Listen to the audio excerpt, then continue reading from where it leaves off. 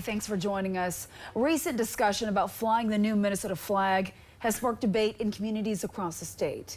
These are the two Minnesota flags at the center of the debate. The one on the left is the old Minnesota flag. The one on the right is the new current state flag. According to Minnesota Secretary of State, the new flag was adopted 2 years ago. This after the legislature formed a state emblem redesign commission in 2023.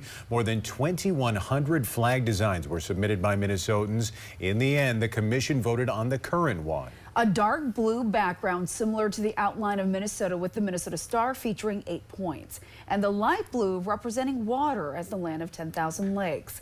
Now, despite this extensive process in the past year, some have been critical over what they feel was a lack of public input, and they argue it should have been put to a public vote.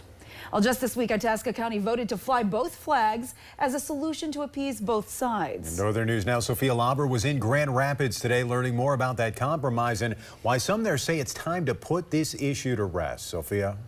Leaders in Itasca County tell me public opinion there is split, but everyone I spoke with in Grand Rapids today seemed to feel the issue is getting more attention than it deserves. While some Itasca County residents feel passionately about the Minnesota flag, Donna LeBeau does not. It isn't all that important to me. There's many other things that are more important than the design of a flag, I feel. The county recently held 3 discussion meetings on the topic, the board ultimately voting to fly both the new and old Minnesota flag side by side. Resident Joanne Coette feels fine with that compromise, but she doesn't get the big to-do. Sad as it is you don't really look at the Minnesota flag. It's like you look at the American flag mostly, I do. Even County Commissioner Larry Hopkins says it wasn't at the top of the county's priority list. We could choose to fly no flag. It's a flag. We have a lot more pressing issues.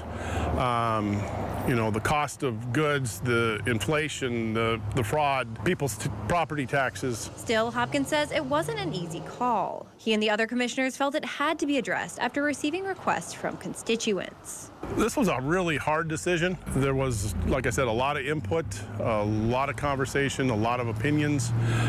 You're never going to make everybody happy. With the compromise made, LeBeau is hoping the county can now move on to other, more pressing issues. More important would be taxes that continue to rise yearly so much, and road repair is a big thing. Itasca isn't the only community in the region grappling with this issue. Last week, the Cohasset City Council voted unanimously to fly the old flag. In studio, Sophia Lauber, Northern News Now.